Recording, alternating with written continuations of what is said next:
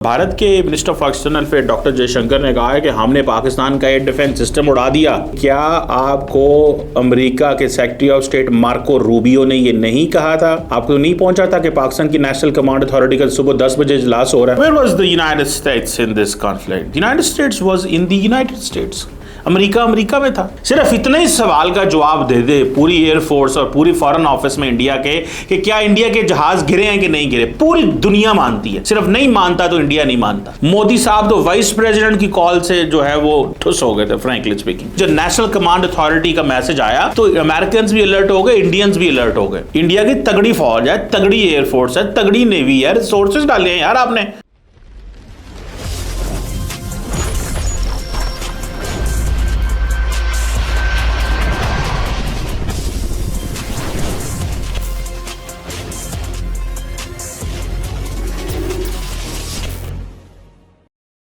जी hello दोस्तों, मैं हूं कमर चीमा। उम्मीद है आप लोग ठीक होंगे। दोस्तों, भारत के minister of external affair doctor Jaishankar ने कहा है कि हमने पाकिस्तान का एयर डिफेंस सिस्टम उड़ा दिया। मैं उनकी स्टेटमेंट देख रहा हूं एमईए की तरफ से। India disable Pakistan air defence system at no point was nuclear level reached. मैं सिर्फ डॉक्टर जयशंकर साहब से ये पूछना चाहता हूं कि क्या आपको अमेरिका के secretary of state Marco Rubio ने ये नहीं कहा था? और आपको क्या सिग्नल नहीं हुई थी कि पाकिस्तान की नेशनल कमांड अथॉरिटी का मैसेज आपको नहीं पहुंचा था कि पाकिस्तान की नेशनल कमांड अथॉरिटी का सुबह 10 बजे इजलास हो रहा है, जिस पे इंडिया ने ये कहा 10:30 बजे। मैं 10 मई की बात कर रहा हूं। मैं डॉक्टर जयशंकर साहब के फैक्ट्स एंड फिगर ठीक करना चाहता हूं। वो बड़े कॉम्पिटेंट आदमी हैं, लेकिन when it comes to this conflict, doctor Jaishankar साहब जिस तरह फंबल कर रहे हैं इंटरनेशनल मीडिया के सामने, जब वो कहे अमेरिका से, उनसे पूछा गया where was the United States in this conflict? The United States was in the United States. America में था। डॉक्टर जयशंकर साहब, आप इंतहाई एलोकेंट स्पीकर हैं जिनको हम पसंद करते हैं, लेकिन आप फंबल कर गए थे। मैंने आपको पहले कहा था because of the reason of you are not part of the decision making of the Indian government. जो डोवल साहब, Rajnath Singh, Amit Shah and prime minister Modi, 4 बंदों का ये जो चौका है जो ये फैसले करता है, आप उससे बाहर थे। इस चीज को अंडरस्टैंड करें। Everybody has been played up. ये इन चीजों को देखें। और दूसरा, वो कह रहे हैं जी इंडिया का जो एयर डिफेंस सिस्टम कर दिए थे। There are two things. Pakistan ने 26 जगहों पे इंडिया में हमले किए हैं, 26 स्पॉट्स। सवाल ये पैदा होता है कि जो, याद रखें इस चीज को, थोड़ा सा डिफरेंस होता है। जो जमीन से जमीन मार्क किया जाते हैं ना वेपन्स, उनको आप टारगेट, उनको कर सकते हैं, हैंडल कर सकते हैं या उनको डिसमेंटल कर सकते हैं। लेकिन समटाइम्स जब एयर से ज़मीन पे मारा जा रहा होता है तो इट्स वेरी डिफ़िकल्ट, बिकॉज उसकी स्पीड इतनी ज़्यादा होती है, उसको कंट्रोल करना इंतहाई मुश्किल काम होता है। It's game of seconds. And then above all, देखिए ये इंडिया की बाउंड्री है और ये पाकिस्तान है। यहाँ से अगर स्ट्राइक करनी हो 50 किलोमीटर अंदर, तो इंडियंस को क्या टाइम चाहिए? 1 सेकेंड भी नहीं लगेगा उनको। द मोमेंट पाकिस्तान का डिफेंस सिस्टम अभी उठे गई तो वो हमला हो जाएगा, क्योंकि हमारी जो जियोग्राफिकल प्रॉक्सिमिटी इस तरह की है। तो ये बार बार कहा जा रहा है जी पाकिस्तान का एयर डिफेंस सिस्टम बड़ा कमज़ोर था। मैं कहता हूँ जी होगा, नहीं होगा, हमारे पास नहीं है S-400, बट सेइंग कि जी वो ज़रा आप अपनी एयरफोर्स से पूछें कि जिन मिसाइल्स के GPS बदल दिए गए थे, ब्रह्मोस मिसाइल के जब उड़े एंड द पाकिस्तानी एयरफोर्स को पता चला, जो साइबर कमांड है पाकिस्तान की, कि उनको पता चला यहाँ से मिसाइल उड़े हैं और वो आ रहे थे पाकिस्तानी एयरफोर्स की बेस के ऊपर, इन्होंने थ्रू GPS उनकी लोकेशन चेंज कर दी और उनको एक जगह मारना उन्होंने यहाँ था, ले गए पाकिस्तान अफगानिस्तान के बॉर्डर के ऊपर। वो पाकिस्तान की एयरफोर्स ने किया था, वो पाकिस्तान की एयरफोर्स ने किया था मेरे कागज़ों में। पता नहीं अब एयरफोर्स जो है वो माने या ना माने। अगर आपको याद हो, DGISPR ने कहा था कि अफगानिस्तान पे भी हमला कर दिया। वो क्या था? वो मिसाइल थे जिनके रुख मोड़े गए थे, मेरी असेसमेंट में। आई डोंट नो, मुझे गवर्नमेंट ने नहीं बताया हुआ। लेकिन क्वेश्चन ये पड़ता है कि अगर पाकिस्तान की एयरफोर्स इतनी कमज़ोर है, मैं समझता हूँ, देखिए इंडिया के मुकाबले में हमारे पास रिसोर्सेज नहीं है। इंडिया गॉट $78 बिलियन, यार कमाल करते हैं आप। और हमारे पास $10 अरब है। कहाँ हम आपका मुकाबला कर सकते हैं? लेकिन आपने जो बंदूकें चलाई, आपने जो जहाज़ उड़ाए, 80 जहाज़ उड़ाए, पाकिस्तान ने भी कुछ 40-42 जहाज़ उड़ाए थे। सिर्फ इतने ही सवाल का जवाब दे दे पूरी एयरफोर्स और पूरी फॉरेन ऑफिस में इंडिया के कि क्या इंडिया के जहाज गिरे हैं कि नहीं गिरे, पूरी दुनिया मानती है। सिर्फ नहीं मानता तो इंडिया नहीं मानता। जिनके जहाज थे वो भी मान गए। डॉक्टर जयशंकर, मुझे पता है इज अ डिफिकल्ट जॉब, उनकी बड़ी डिफिकल्ट नौकरी है इस वक्त, क्या करें, किस तरह चीज़ों को करें। बट द क्वेश्चन इज, बार बार एक ही चीज़ कर रहे हैं वो कि जनाब पाकिस्तान का हमने जनाब एयर डिफेंस सिस्टम उड़ा के रख दिया था, पाकिस्तान का एयर डिफेंस सिस्टम उड़ा के रख दिया था। अब सवाल के अब डॉक्टर जयशंकर आगे क्वेश्चन आंसर ले रहे हैं इंडियन मीडिया के। उसकी वजह क्या है? क्योंकि जो यूरोप के अंदर डॉक्टर साहब के जो हुई हैं कन्वर्सेशंस हुई हैं, उन कन्वर्सेशंस में प्रॉब्लम आ गया, तो लिहाजा इमीडिएटली जिसे वो कहते हैं ना, वो आपको कह रहे जी न्यूक्लियर नहीं आया था। एक सवाल पूछा गया डॉक्टर जयशंकर से, how far away was the world from a nuclear conflict between India and Pakistan? Very very far away. Sir American ने, जेडी वैंस ने क्या कहा था? JD Vance is not the president of the United states, JD Vance is a vice president. Modi साहब तो vice president की call से जो है वो उनको ठुस हो गए थे, frankly speaking. You understand word ठुस? मोदी साहब बहुत पॉपुलर होंगे, लेकिन इस कॉन्फ्लिक्ट के अंदर अमेरिकन ने इंडिया को ऑफ बैलेंस किया है। अमेरिका ने इंडिया को कॉन्फिडेंस को शेक किया है, माने आप, और आप मानते हैं। आप बंद कमरे में बैठ के मानते हैं, आप लोगों के सामने नहीं मान सकते, बिकॉज मोदी साहब ने सियासत फिर कितना करनी है? अगर सियासतदानों ने सियासत किस चीज से करनी है? समझ रहे हैं आप बात को? अगर सियासत खत्म हो गई तो ये पटाखे पटोखे किस चीज के लिए हैं? ये मोदी साहब के पटाखे जो है ना, उनकी सियासत के लिए हैं। भाई हमने सीधा सीधा पैगाम भेज दिया था। पाकिस्तान के 9-10 मई को early 6 AM I was on main stream Pakistani media, my self, मैं खुद पाकिस्तान के दुनिया टीवी पे ऊपर मैंने खुद पेपर दिया on this national command authority की मीटिंग के ऊपर। मैंने मास्टर्स अपना न्यूक्लियर नॉन प्रोलिफरेशन में किया हुआ है साउथ एशिया के कॉन्टेक्स्ट के अंदर, so I absolutely understand what this national command authority means. So मुझे इस चीज़ का पता है ना, I keep following this discussions on nuclear. So the question is, जो नेशनल कमांड अथॉरिटी का मैसेज आया तो अमेरिकन भी अलर्ट हो गए, इंडियंस भी अलर्ट हो गए। कोई ये नहीं था कि हम कोई न्यूक्लियर चिल्लाने लगे थे। असल चीज़ ये नहीं है, असल चीज़ ये है कि अमेरिकन ने इंडिया को ऑफ बैलेंस क्यों किया, अमेरिकन ने इंडिया की मर्जी के खिलाफ बांग्लादेश में तब्दीली क्यों की। इस सवाल का जवाब किसी के पास नहीं है और कोई इंडियन नहीं बोलता इसके ऊपर। बंद कमरे में सारे बैठ के बोलते हैं, बाहर नहीं आके बोलते। बाहर बोलने में मजा है, अंदर बैठ के तो सारे अपनी कैलकुलेशंस कर रहे हैं। पाकिस्तान के साथ इंडिया, अमेरिकन ने क्या नहीं कहा, सिग्नल नहीं किया कि हम आपके साथ नहीं खड़े होंगे क्योंकि पीछे चाइना भी है और हालात ख़राब हो जाएंगे। हम तो पहले जंगें बंद करने के चक्कर में बैठे हैं और आप जंग शुरू कर बैठे हैं। कल को चाइना इस मसले के पीछे, चाइना ने जंग को लंबा कर दिया तो फिर क्या करेंगे आप? क्या आपको अमेरिकन ने ये बातें नहीं कही होंगी? 2000 करोड़% कही होंगी, 2000 करोड़% कही होंगी ये बातें। लेकिन अनफॉर्चुनेटली इन दिस गेम आपने मानना ही नहीं है, जो मर्जी मान लें आपने नहीं मानना, क्योंकि वहां पे मोदी साहब का क्या पीछे पले रहेगा अगर मान गए तो। सो मुझे ऐसे लगता है कि उन्होंने कहा जी कि उन्होंने, हमारी फौज ने सीज फायर कराया। इंडिया की फौज तगड़ी है, हम ये नहीं कहते कि उनके पास कोई प्लास्टिक के खिलौने हैं। इंडिया की तगड़ी फौज है, तगड़ी एयरफोर्स है, तगड़ी नेवी है, रिसोर्सेज डाले हैं यार आपने। अगर आपने 78 अरब डॉलर का डिफेंस बजट रख के भी उसने तगड़े नहीं होना तो फिर सलाम अलैकुम कर दें उनको। तगड़ी फोर्स है इंडिया की, इसमें तो कोई शक नहीं है।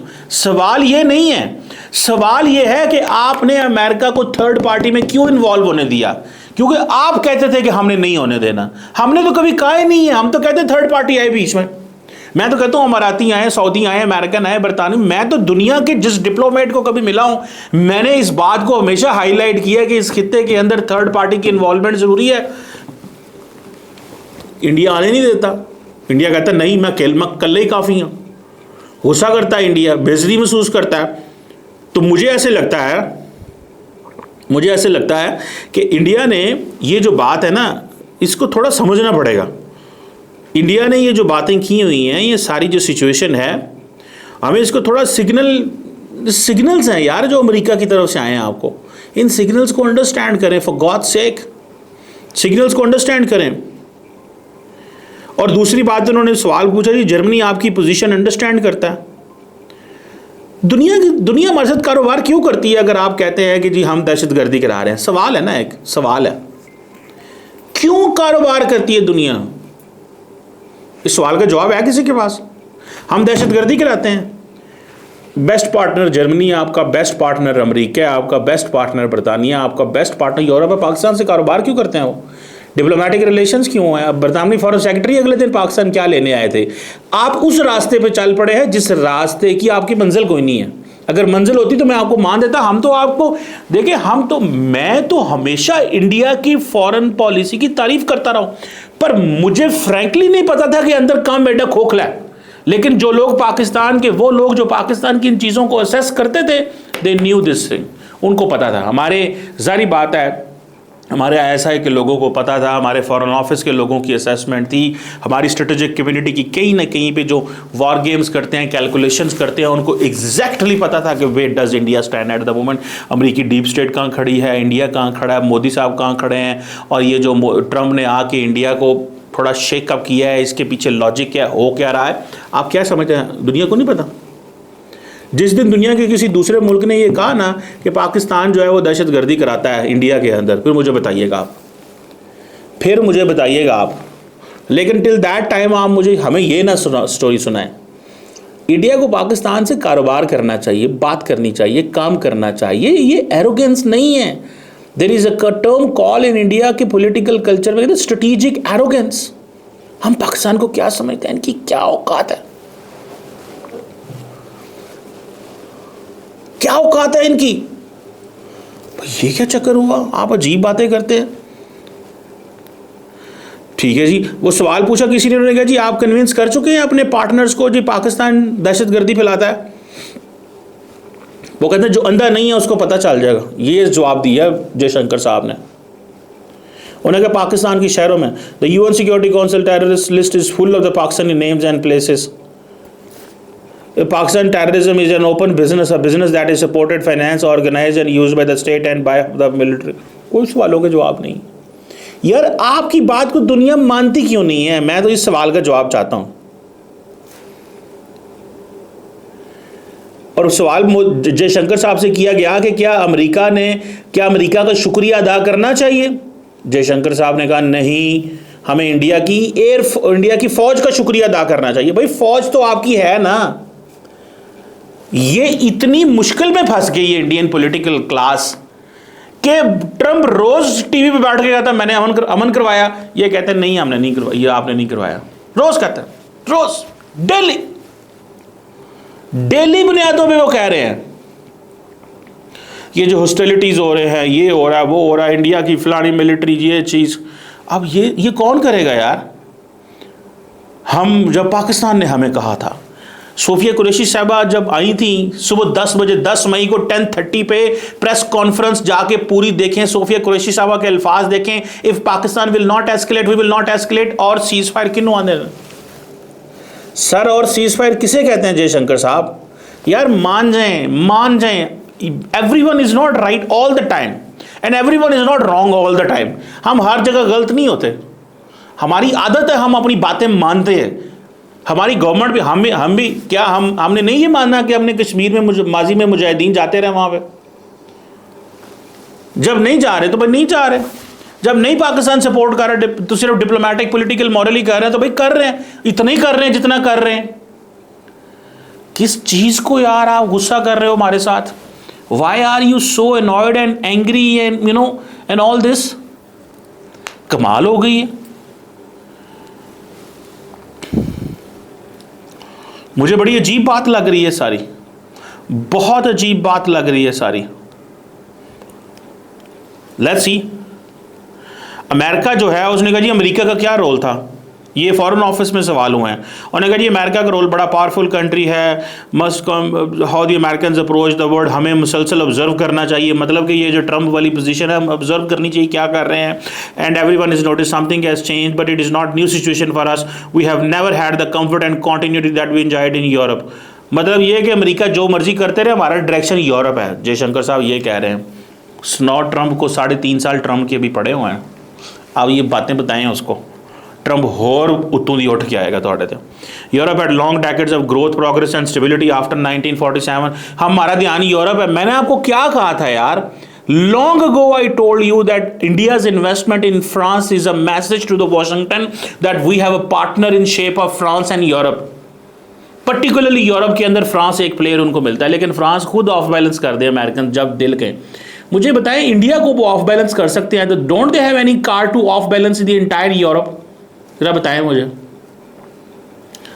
सो इंडिया, और दूसरी ये है कि जी आप जर्मन चांसलर को मिल के आए हैं, स्ट्रेटेजिक पार्टनरशिप दिस दैट ये।